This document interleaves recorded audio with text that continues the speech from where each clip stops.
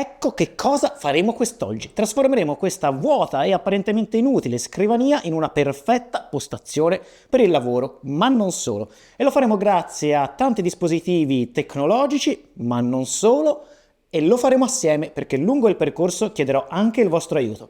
Quindi mettiamoci al lavoro perché c'è un sacco da fare. Il primo e secondo me più importante elemento di ogni scrivania da lavoro che si rispetti è il monitor. Nello specifico questo qui è il BenQ RD280U, un nome che sembra un po' mutuato da Guerre Stellari. Effettivamente dovrebbero imparare a dare dei nomi un po' più significativi a degli schermi di questa qualità. È un IPS da 28 pollici in 3 mezzi. E se ci pensate bene, scommetto che non vi vengono in mente molte alternative di questa diagonale e con questo rapporto di forma. La principale che mi è venuta in mente è il Mate View di Huawei, che c'è ormai da qualche anno e che è un monitor senz'altro di elevata qualità, ma questo di BenQ ha qualche freccia al suo arco davvero molto particolare. Intanto la finitura antiriflesso, in questo momento siamo in uno studio con 3 faretti puntati sotto lo schermo e non si notano minimamente. Non è come i classici schermi lucidi che infatti riflettono benissimo la luce e che possono diventare fastidiosi se utilizzati per esempio vicino a una finestra o un'altra forte fonte di luce. Qui non ci sono assolutamente distrazioni e soprattutto c'è tantissimo comfort visivo derivante non solo da questa particolare finitura antiriflesso che comunque è fatta eccezionalmente bene, ma in generale anche da tutta una serie di attenzioni software e hardware che BenQ ha incluso in questo monitor. Ma per parlare di meglio delle sue funzionalità, per forza di cose ho bisogno di collegare qualcuno al suo fianco. Nello specifico, secondo me, il miglior sistema desktop del momento è il Mac Mini M4. Mac Mini M4 che ha 2 grandissimi vantaggi. Anzitutto le dimensioni veramente irrisorie che vi permettono di collocarlo praticamente su qualunque scrivania e secondo di poi le prestazioni che sono così buone che anche la versione base da 729 euro secondo me è quella straconsigliata per la maggior parte degli utenti. Prima che qualcuno mi dica ma ci sono solo 256 GB di archiviazione, non bastano nel 2025, è una vergogna. Non li sto giustificando, certo se fosse partito da 512 sarebbe stato meglio, ma vi sto solo dicendo che piuttosto che dare ad Apple 250 euro per passare alla versione appunto da 512 GB, secondo me tanto vale prendere quella base. E poi, essendo un sistema desktop, l'archiviazione in fondo non è un problema così grave per la maggior parte degli utenti. Lo si risolve facilmente con un SSD esterno, lo si risolve facilmente con un backup nel cloud, visto che questo comunque è un computer fisso, quindi mi immagino che sia sempre collegato alla rete e che non abbia problemi di traffico dati. Insomma, a meno che non abbiate davvero bisogno, e lì non sto a discutere di tanti dati di archiviazione, probabilmente anche la versione base non è così un dramma. Se proprio dovessi decidere per cosa spendere un po' di soldi in più, probabilmente potrebbe essere per il quantitativo di memoria unificata, ma anche lì occhio a non farsi prendere troppo la mano, perché comunque 16 GB di memoria unificata secondo me bastano per tutti gli usi comuni e anche per qualcosa di più. Certo, potrebbe esserci qualche porta in più su questo Mac Mini, soprattutto non ci sono lettori di schede SD, non ci sono porte USB-A, e quindi questo poi ci porterà in seguito a parlare di un altro accessorio che però vedremo a breve, ma ritorniamo un attimino sul display. Questo BenQ RD280U è infatti un monitor per sviluppatori. Ha 2 profili colore, uno sviluppatore chiaro, l'altro scuro, a seconda di qual è il tema di fondo che state utilizzando in quel momento sulla vostra app di sviluppo, ma va ovviamente benissimo anche per chi scriva tanti contenuti, per esempio su Word con sfondo chiaro o su Sublime Text con sfondo scuro, tanto per fare 2 esempi banalissimi. E oltre a questi profili qua ce ne sono altri degni senz'altro di nota. Intanto quello chiamato proprio MacBook che va a riprodurre, secondo BenQ, fedelmente il profilo di colore dei MacBook, quindi con un quasi completo supporto allo spettro di colore P3, ma soprattutto con una calibrazione che è praticamente identica a quella appunto dei portatili della Mela. E poi ancora abbiamo un profilo cinema per quando volete vedere dei contenuti multimediali, addirittura uno in bianco e nero. Poi c'è il classico sRGB e infine uno personalizzabile dall'utente, quindi c'è assolutamente la massima flessibilità. E il software del monitor, sia quello presente on screen display, che poi anche quello compatibile con Windows e macOS, non Linux purtroppo, è davvero ottimo. Vi permette di gestire al volo tutte le configurazioni di cui abbiamo parlato e anche molte di più, per esempio per la gestione della retroilluminazione automatica, che può anche variare con il ritmo alba-tramonto in modo da adattarsi all'ora del giorno, la temperatura colore dello schermo, tutto un sacco di funzioni dedicate all'attenzione proprio visiva, al riposo degli occhi, che a fine giornata fa la differenza perché utilizzi questi schermi per 8, anche 9 o più ore al giorno, sono lì presenti e sono facilmente configurabili e per di più funzionano direttamente da tastiera le hotkey del Mac per variare al volo la luminosità dello schermo, un particolare che effettivamente è molto piacevole da avere. Altre 2 o 3 caratteristiche tecniche al volo, poi magari vi andate a leggere, mi raccomando, tutto quello che ho scritto sulla recensione su smartware.it, riguardano il fatto che la luminosità massima è di circa 350 nit in SDR, 400 nit in HDR, che però sono effettivamente pochi per godere bene dei contenuti HDR. Altro piccolo difetto, è un pochino voluminoso, questo perché comunque include anche l'alimentatore, c'è solo il cavo di alimentazione da collegare all'asciugo ma non un alimentatore esterno come in altri monitor, e perché sul retro c'è questo anello chiamato Moon Halo che Philips per esempio avrebbe chiamato Ambilight. Insomma, è una luce posteriore ideale se il monitor è attaccato a una parete, perché altrimenti se no l'effetto non è lo stesso, e che vi permette appunto di avere una, come dire, comfort visivo in più anche per esempio nelle ore notturne. Magari quelle diurne è ovvio che sia meno visibile. Come sempre, tutto pienamente configurabile tramite on-screen display e applicazione. Non è chiaramente un monitor per gaming, il 3,5 è un formato perfetto secondo me per lavorare perché vi dà tanto spazio in più verticalmente senza dover fare scrolling rispetto ai monitor più schiacciati. Si limita a 60 Hz, anche per questo vi dicevo che non è adatto per il gaming, e in generale per la multimedialità che appunto predilige monitor più larghi. Ovviamente questo è tarato sul lavoro. Se voi aveste esigenze diverse, se preferiste comunque un po' più di multimedialità, è ovvio che farete bene ad optare per monitor con rapporti di forma diverso. Io volevo solo porre l'accento sul 3,5, che è un rapporto secondo me sottovalutato, ma che vale veramente di provare perché vi cambia, a parer mio, il modo di lavorare. Questo schermo costa effettivamente tanto, sono 600 euro per un display che, diciamo, se guardiamo soltanto le caratteristiche più eclatanti potrebbe costare di meno, ma vi ho già spiegato come mai sia anche tutto sommato lecito ad aggiungere questo prezzo, perché il comfort visivo, l'antiriflesso, il software e tutto che c'è in questo BenQ non li trovate altrove. Piccolo ma importante disclaimer prima di proseguire: tutti i dispositivi e gli accessori che avete visto e che stiamo per vedere sono stati sì spediti dai rispettivi produttori, ma questo non è un video sponsorizzato, quindi le opinioni sono assolutamente le mie, non c'è pubblicità dietro, non c'è alcun tipo di condizionamento. Ci tenevo a sottolinearlo proprio per ribadire un concetto importante durante tutta la durata del video, cioè che ho ovviamente dovuto scegliere alcuni prodotti di esempio, ma di alternative ce ne sarebbero sicuramente tantissime ed è anche su quelle che possiamo senz'altro confrontarci nello spazio dei commenti. E proseguiamo il nostro viaggio verso la scrivania da lavoro perfetta con un altro elemento senz'altro molto importante, che è la tastiera. Quella che vedete qui è la Keychron K3 Pro, una tastiera 75%, quindi è compatta, non c'è il tasterino numerico, non a tutti può piacere, ma ovviamente ciascuno farà poi le sue scelte. Personalizzabile tramite il software di Keychron, nel senso che potete sia spostare fisicamente le varie chiavi che poi andare a personalizzare proprio il comportamento di ciascuna di esse in modo da adattarle alle vostre preferenze. È una tastiera low profile, quindi è bassa, meccanica, ma è secondo me appunto quel compromesso perfetto tra tastiere tradizionali e meccaniche proprio dovute al suo low profile. C'è ovviamente la personalizzazione LED RGB, potete collegare 3 dispositivi via Bluetooth, c'è anche il collegamento via cavo USB-C.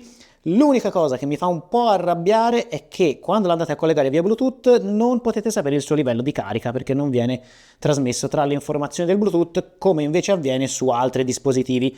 Il prezzo è di circa 94 euro, che non è bassissimo, ma è assolutamente una tastiera di grandissima qualità. Visto però che il nostro è un setup in fondo abbastanza Apple-centrico, vale la pena citare un paio di alternative quantomeno. La prima è senz'altro la Magic Keyboard, che ha il vantaggio di avere quel touch and feel che è veramente da MacBook. Chi si è abituato a un portatile della mela qui si troverà senz'altro a suo agio, e in più soprattutto di avere il Touch ID, che è davvero comodissimo per tutte quelle fasi di autenticazione nelle quali a quel punto vi basta usare l'impronta digitale e avete fatto in un lampo. Sempre per rimanere in tema MacBook, gli potete affiancare il Magic Trackpad, proprio per avere quella stessa esperienza che avete praticamente sui portatili della Mela, anche se devo dire che in chiave desktop non ho mai trovato la collocazione adatta.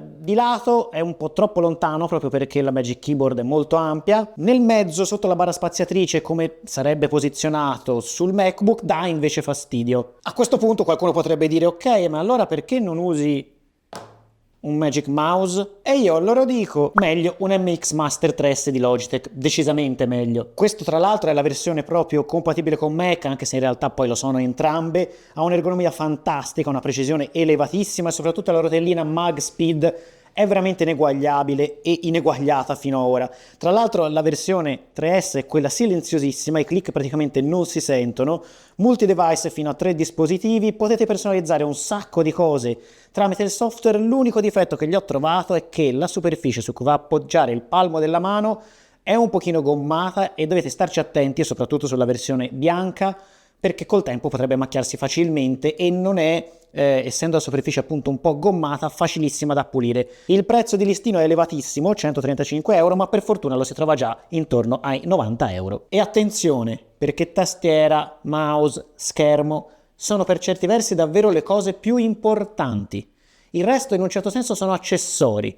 Ma se a fine giornata avete il polso che vi fa male, le mani, le dita un po' intorpidite per la posizione sulla tastiera, gli occhi arrossati per via del monitor, quelle sono delle cose che fanno una grande differenza giorno dopo giorno dopo giorno. Davvero su queste cose qui, sì, ok, come sempre stare attenti al prezzo, prendere la migliore offerta, quello che volete, ma stare anche tanto attenti alla qualità del prodotto e non solo a dire ho risparmiato qualche cosina, perché poi ve lo portate dietro davvero negli anni a venire. E dopo tastiera e mouse ci vuole ovviamente il tappetino. Ecco, e visto che parliamo proprio di risparmiare, questo è esattamente l'accessorio che non vi consiglio se volete risparmiare, perché questo desk mat realizzato in pelle vegana, tra l'altro veramente bellissima al tocco, costa poco più di 100 euro, perché tra l'altro nella versione personalizzata Star Wars, questo se lo riconoscete bene è il simbolo dell'impero, qua in basso c'è una citazione che i fan della saga coglieranno senz'altro, ma se appunto non siete fan di Star Wars, la versione completamente nera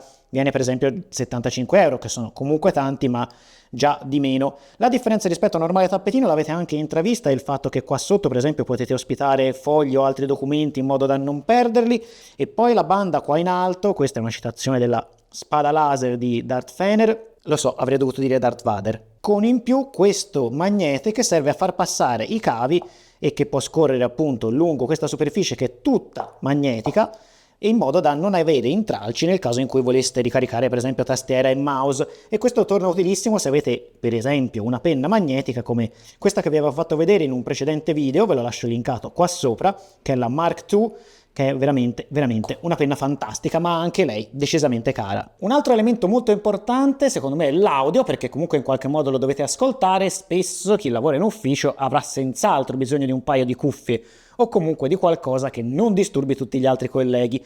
Per quanto riguarda le cuffie, io utilizzo ormai da mesi con grande soddisfazione le Sonos Ace, che però sono decisamente un overkill nell'utilizzo da ufficio, vanno magari bene se fate i pendolari e vi spostate appunto tra casa e ufficio con cuffie come queste che hanno una cancellazione del rumore fantastica, ma nell'uso proprio da ufficio stretto preferisco degli auricolari come questi Free Clip di Huawei, che sono fantastici perché sono diversi dai classici auricolari in-ear, che se portati tutto il giorno, appunto quelli in-ear, potrebbero dare fastidio.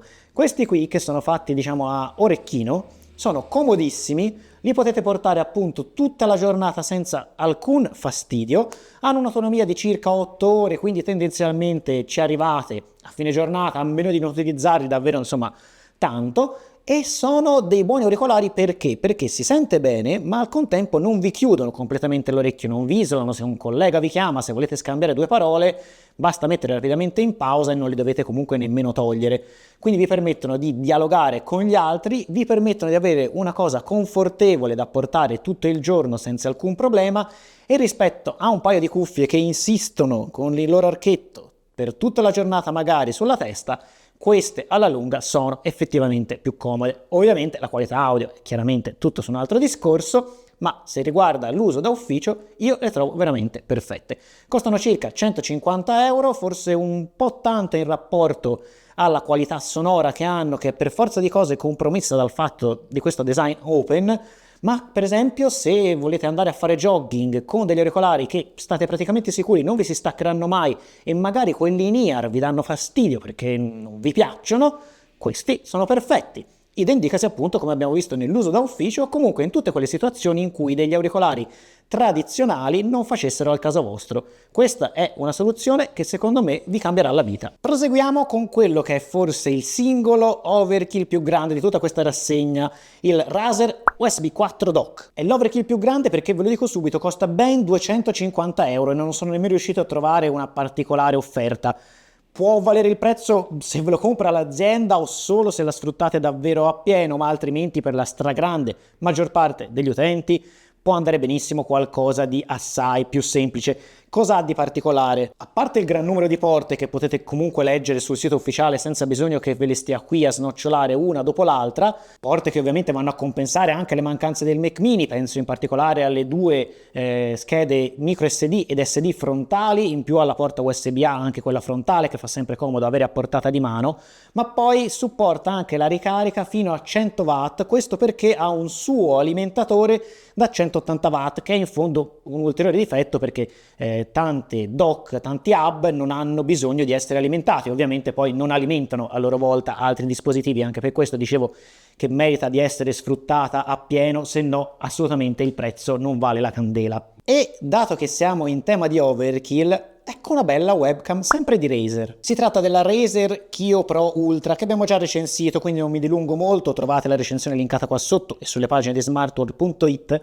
Ha un sensore davvero enorme, lo si capisce effettivamente anche dalla webcam stessa, dalle sue dimensioni, un Sony Starvis da 1 su 1,2 pollici, tra praticamente i più grandi che si possono trovare su una webcam, che quindi riesce a regalarvi qualità senza bisogno di sovrabbondare con il software, cioè altri produttori colmano magari i deficit hardware delle proprie soluzioni tramite appunto il ricorso a software, mentre invece qui tutto sommato non ce n'è bisogno perché il sensore è già così buono che vi regala una ottima messa a fuoco, vi regala un'ottima qualità dell'immagine, vi regala anche un bel effetto bokeh, insomma è quasi come avere un po' una sorta di DSLR puntata contro, per certi versi lo ricorda effettivamente anche la sua forma, quello è voluto, ideale assolutamente se siete degli streamer professionisti, altrimenti col cavolo che dovete spendere 350 euro per un prodotto del genere.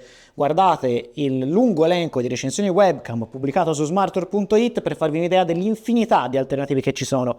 Vi dico solo che questo è un overkill perché effettivamente lo è. Tutto qui? Ovviamente no, questi secondo me sono gli accessori fondamentali per lavorare bene, ma poi ce ne possono essere tanti altri sui quali davvero mi vorrei confrontare con voi nei commenti perché qui adesso iniziamo proprio a spaziare. Per esempio, se vogliamo prendere appunti, voi come risolvete questo problema?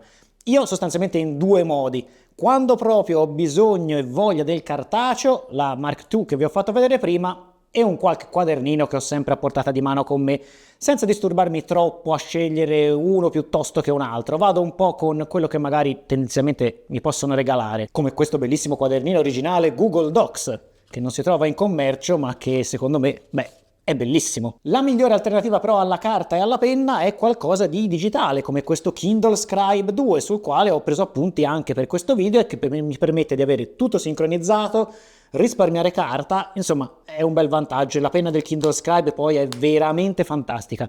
Se vi interessano i taccuini digitali c'è un bellissimo video di Giuseppe che vi lascio linkato per aiutarvi a scegliere quello migliore alle vostre esigenze. Poi ancora, per esempio, se usate le cuffie, un bel portacuffie ci potrebbe anche stare sulla scrivania perché le cuffie tendono a essere un po' grasse, se le appoggiate sulla scrivania alla lunga rischiate anche di macchiarla. E visto che prima parlavamo di penne, un bel portapenne che nel mio caso è una tazza, così è bivalente, sia tazza che portapenne, ma magari utilizzatela o per l'una o per l'altra cosa, in questo caso personalizzata Android. Fate voi un po' la tazza che preferite. E poi, giusto, lo smartphone, siccome ce lo abbiamo sempre tra i piedi anche mentre lavoriamo, un bello stand per lo smartphone è praticamente indispensabile.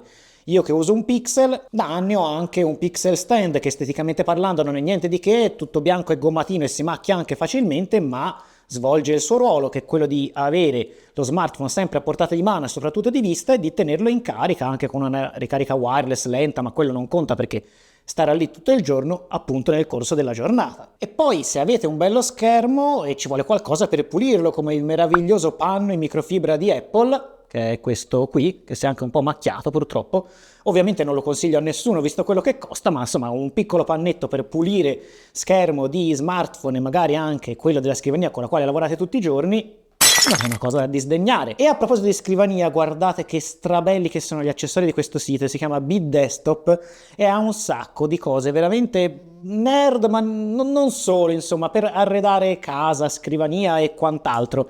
Li avevo contattati tempo fa, poi non ci siamo mai trovati d'accordo su una qualche formula per collaborare insieme, ma nonostante tutto ve li voglio consigliare lo stesso, perché davvero sono, secondo me, molto originali. Anzi, se voi conosceste qualche cosa di simile, fatemelo sapere nei commenti, perché è esattamente il tipo di gadget che mi piacerebbe avere sulla scrivania per arredarla e personalizzarla un pochino. Altro gadget sul quale non sono mai riuscito a trovare una buona soluzione sono gli eventuali stand per rialzare il monitor, per guadagnare un po' di spazio sotto, per organizzare meglio la scrivania. Vanno per la maggiore, vedo quelli di GrooveMade e di Balulu, non so nemmeno bene come si pronuncia, insomma il suo setup cockpit, che però costano intorno ai 200 euro. Volevo una soluzione più economica, ma non ho trovato niente di decente che non sia qualche cinesata. E mettere un monitor di alto valore come questo su una cinesata, beh insomma non mi faceva impazzire. Anche qui, ditemi voi nello spazio dei commenti se avete qualche bella alternativa per rialzare un po' lo schermo rispetto alla scrivania, non che ce ne sia bisogno in questo caso perché lui supporta la regolazione in altezza, ma semplicemente appunto per guadagnare spazio o abbellire appunto lo spazio di lavoro. Poi ancora ci potrebbero essere i microfoni per chi magari fa podcast o comunque utilizza molto il microfono. Per le normali call di lavoro vanno benissimo quelli delle cuffie e degli auricolari che vi ho fatto vedere, o addirittura anche speaker, anche se in ufficio di speaker la vedo veramente dura, magari in un ambiente domestico, insomma. Ci sono tante altre cose che possono arricchire l'esperienza della nostra scrivania e qui davvero chiedo il vostro aiuto, chiedo il vostro commento qua sotto, confrontiamoci e aiutiamoci insieme a realizzare qualche cosa di più figo, ma soprattutto funzionale, che ci permetta di lavorare, perché no, più volentieri. Mi raccomando però, se il video vi fosse piaciuto, trovate qua sotto il bel pulsantino per iscrivervi al canale, attivare la campanella delle notifiche e in descrizione i link a tutti i prodotti dei quali abbiamo parlato con le eventuali recensioni presenti su smartworld.it. Spero che il video vi sia piaciuto, che lo abbiate soprattutto trovato utile e che davvero possa essere anche un momento di confronto, non soltanto in cui io vi propongo qualcosa e voi me lo smontate. Da parte mia in ogni caso, come sempre, un saluto e alla prossima!